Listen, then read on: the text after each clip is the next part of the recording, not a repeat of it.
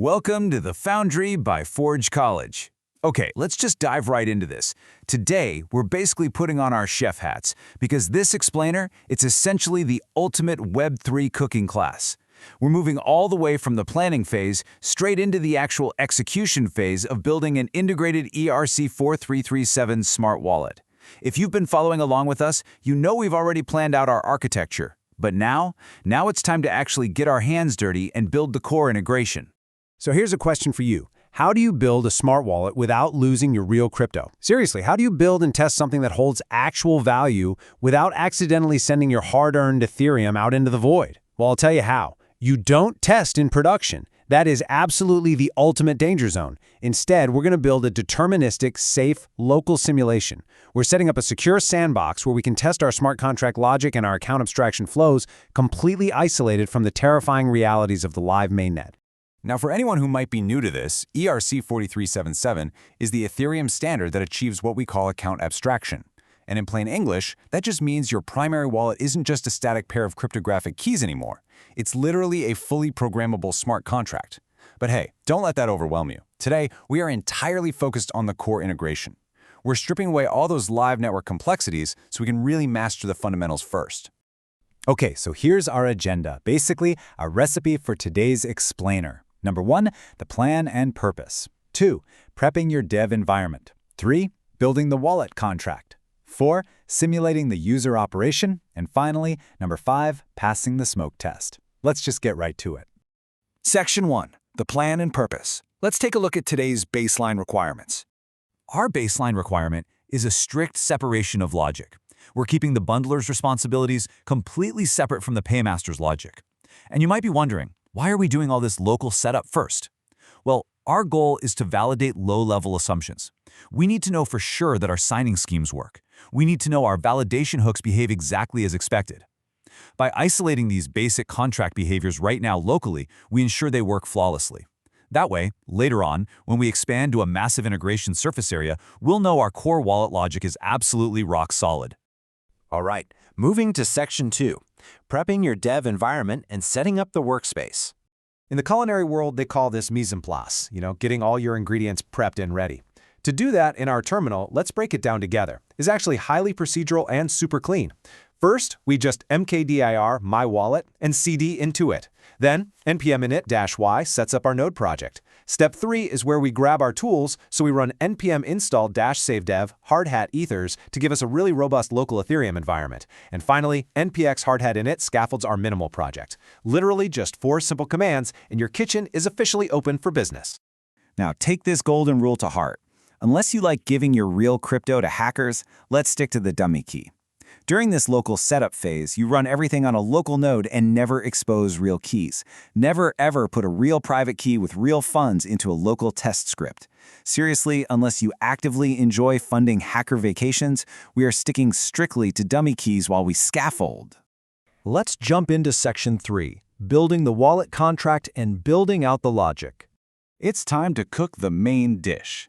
We're talking about writing our minimal code called simpleaccount.sol alongside some interface contracts. Inside that smart contract, you'll find a function called validate_userOp.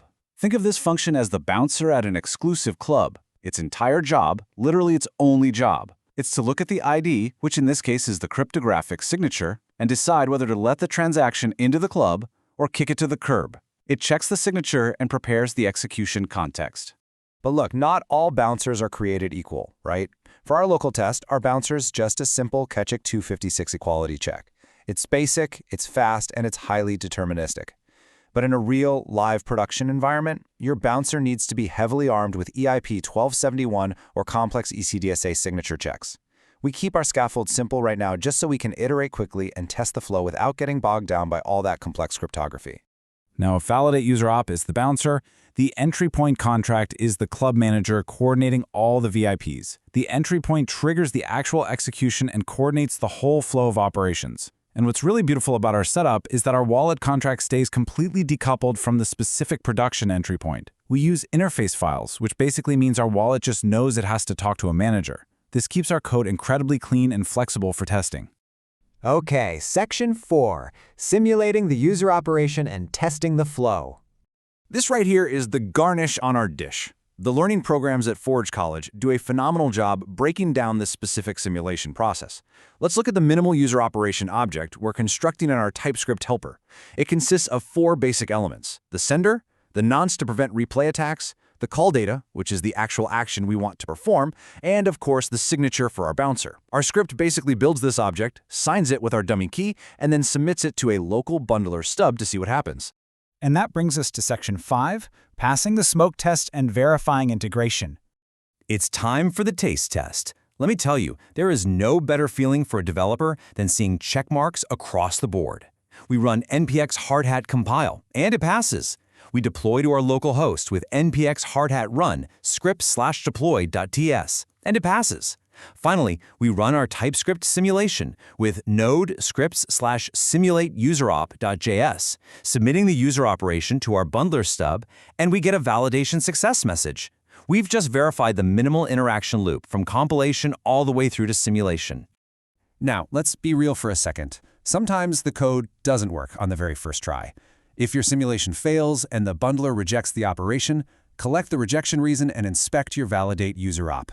Seriously, don't panic. It's just a broken step in the recipe. Look at the error, go back to your contract, and inspect your logic. Did the bouncer misread the ID? Check your signature formatting and just try again. Trust me, it is infinitely easier to debug this here in our sandbox than out on a live network. Before we wrap up, let's do a rapid-fire review of the key terms we've cemented today. We've got the EntryPoint, which is our manager coordinating the flow.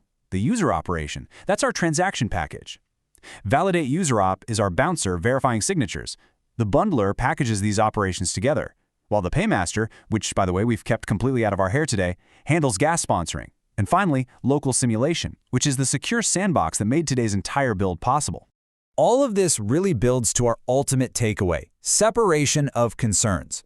So, wallet equals validation plus execution, and the bundler is stubbed. By ensuring our wallet only handles validation and execution while keeping the bundler stubbed out for early testing, we've created a local test environment that is incredibly fast, highly deterministic, and honestly, delightfully easy to debug. We've successfully scaffolded and simulated our ERC-4337 smart wallet locally. But here is the big, provocative question I want to leave you with. Are you ready to face realistic bundler behavior in the ultimate end-to-end test? Because let's face it, that is the real frontier. If you want to take that next step, trace those call stacks, and truly master the intricacies of Web3 development, I highly encourage you to visit Forge.college. Go explore this subject and dive into their incredible library of Web3 resources. Keep learning, keep building, and I will see you in the next Explain.